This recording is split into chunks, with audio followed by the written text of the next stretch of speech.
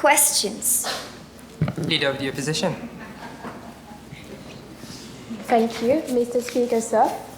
Mr. Speaker, sir, my private notice question is addressed to the Deputy Prime Minister and Minister of Finance, whether, in regard to the structural economic vulnerabilities identified in the 2023 Mauritius Economic Report of the World Bank, she will state the measures government proposes to take to attract foreign direct investment in emerging sectors, including through tax incentives, subsidies, and public-private partnerships. Deputy Prime Minister, Minister of Finance. Thank you, Mr. Speaker, sir. I wish to thank the Leader of the Opposition for this question of national importance, which allows me to update the House on the government's ongoing initiatives. Mr. Speaker, sir, 2 years ago, in 2023, the World Bank released its report, which pointed to several vulnerabilities, namely our exposure to external shocks, the small size of our domestic market, and the urgent need to diversify our growth model. 2 years have passed since then, and I today stand here to clearly state those vulnerabilities have not been ignored. On the contrary, they were met with concrete, targeted, and forward-looking reforms.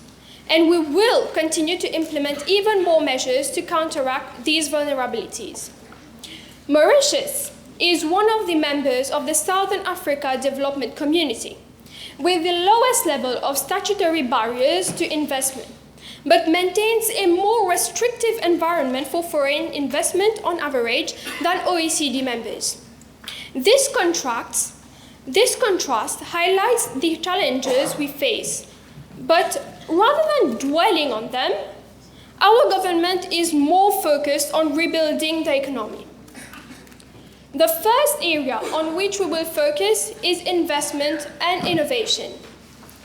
Mr. Speaker, sir, to attract foreign direct investment in emerging sectors, we introduced the Premium Investment Certificate and the Innovative Mauritius Scheme. These initiatives provide investors with fast-track permits, dedicated facilitation, and fiscal incentives. Because in today's world, time and predictability matter more than ever. A National Research and Innovation Institute under the Ministry of Tertiary Education, Science and Research has been set up that will henceforth support both public and private sectors while streamlining existing public research institutions for greater effectiveness. An amount of 200 million rupees will be allocated to ministries to finance research that results in policy innovation. Furthermore, all parastatal organizations and state-owned enterprises will be required to come up with a research and development and innovation plan. A high-level steering committee at the level of the Prime Minister's office will also be set up to monitor progress on the Innovative Mauritius mission. Incentives through a new Innovative Mauritius scheme to promote research and development and innovation will also be provided. An AI innovation startup program will be set up under the Ministry of Information Technology, Communication and Innovation to promote startups using AI. Because to drive innovation, national AI initiatives are of paramount importance. A dedicated AI unit will also be established at the MIT-CIC to drive the AI transition. Furthermore, as part of the public sector AI program, 25 million rupees will be allocated to equip ministries with AI tools for better policy making and service delivery. Additionally, startups and MSMEs can claim tax deductions on AI investments up to 150,000 rupees. These are the types of reforms that makes Mauritius a hub for research, technology, and innovation. Financial services are one of the emerging sectors that must also be explored. the government will promote Fintech as a key driver of foreign direct investment by positioning Mauritius as a trusted and innovation-friendly jurisdiction, with government fully committed to supporting the ecosystem alongside the FSC and the Bank of Mauritius.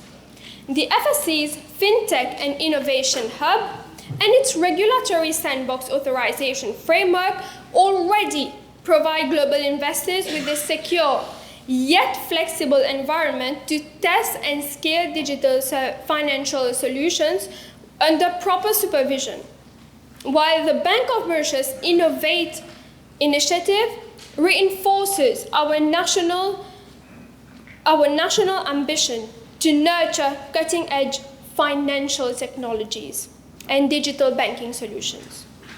This government will strengthen and internationalize these platforms by enhancing regulatory clarity and ensuring investor protection, and facilitating the cross-border digital transactions.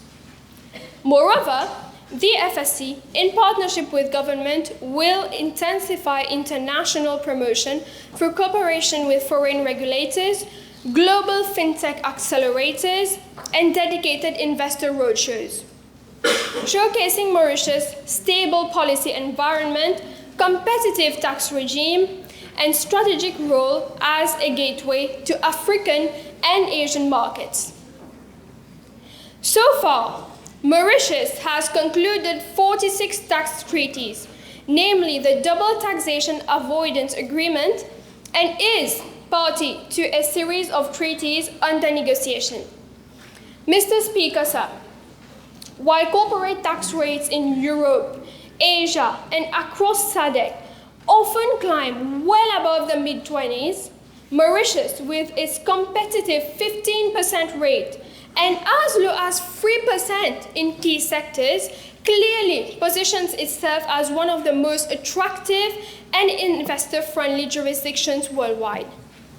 Through these combined efforts, we are determined to attract sustainable, high-quality FDI into fintech, fostering innovation, inclusion, and long-term economic transformation.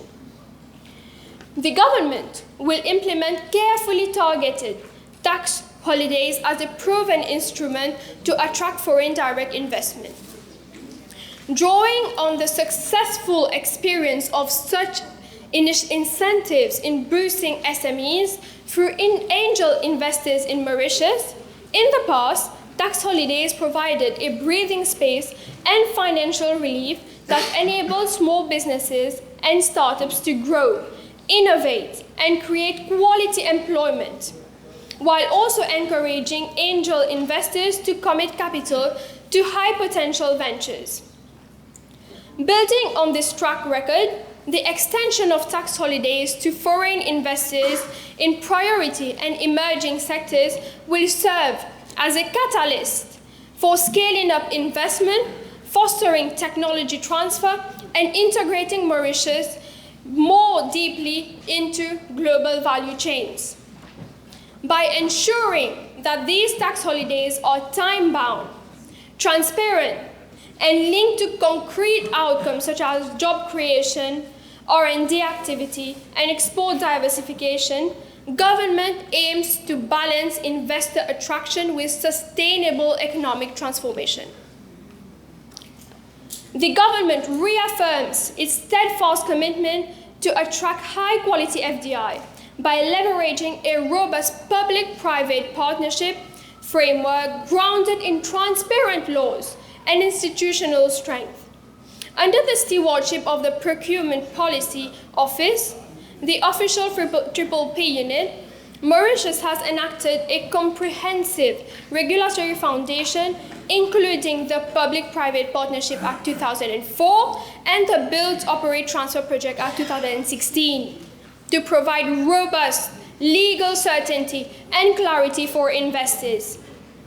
Together, these measures underpin landmark Triple P successes in major development areas from renewable energy and smart infrastructure to transport and social infrastructure, thus demonstrating to prospective foreign investors that Mauritius offers a reliable, governed, and innovative investment platform where public resources and private sector expertise coalesce to drive sustainable growth.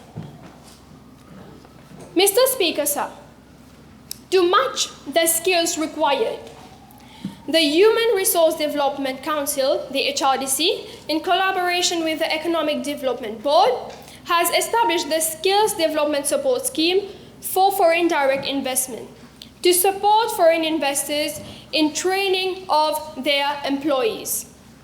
The availability of necessary skills is one of the determining factors in the foreign investment decision-making process, and this is why the Skills Development Support Scheme aims at creating a more agile and targeted skills development response to foreign investment.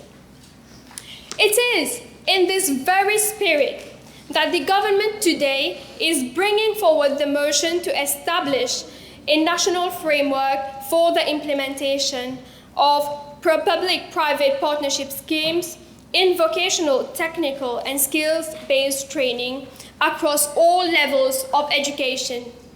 A clear demonstration that our policies are not only about attracting foreign capital, but also about empowering our youth with the competencies required to drive sustainable and inclusive development.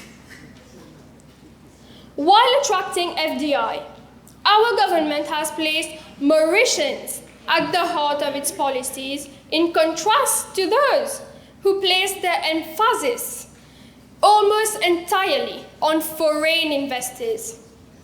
The Development Bank of Mauritius and the Mauritius Investment Corporation have been mobilized to provide concessional loans and equity support for startups. We are promoting joint ventures between foreign investors and local SMEs. And we have made skills transfer a key condition in investment approval. This way, investment not only brings capital, but it brings knowledge, opportunity, and empowerment in Mauritius.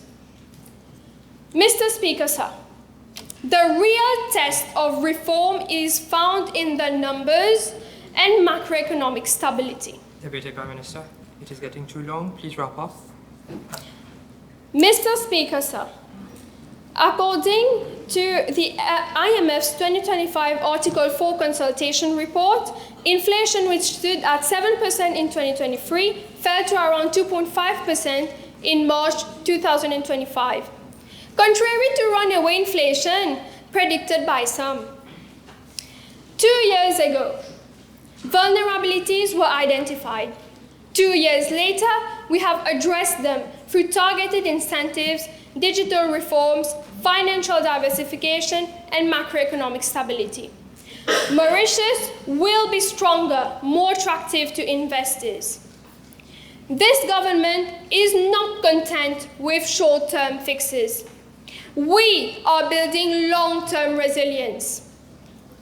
While some may speak of vulnerabilities, we speak of solutions. Deputy Prime Minister, you have to conclude, please. And for that, Mauritius stands on a firmer ground today. Thank you, Mr. Speaker, sir.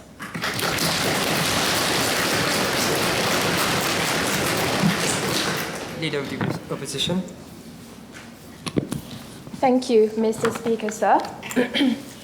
In light of a current inflation rate of 5%, will the loan facilitation proposed by the Deputy Prime Minister not cause our country's inflation rate to skyrocket? Thank you. Deputy Prime Minister. With the inflation rate is around 2.5% in March 2025, according to the IMF report. And it is not runaway inflation.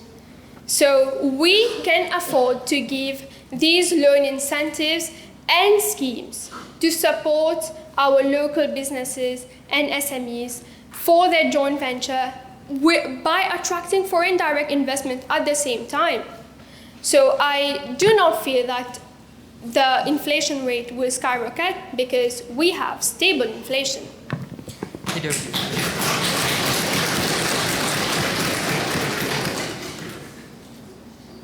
Leader of the opposition, one last supplementary. Thank you, Mr. Speaker, sir. With reference to the tax incentives proposed by the Deputy Prime Minister, can the Deputy Prime Minister please state the measures that will be proposed to prevent the government's tax incentives from overlapping with the double taxation avoidance agreement? Thank you. Deputy Prime Minister, please be a bit brief in your reply. Thank you, Mr. Speaker, sir.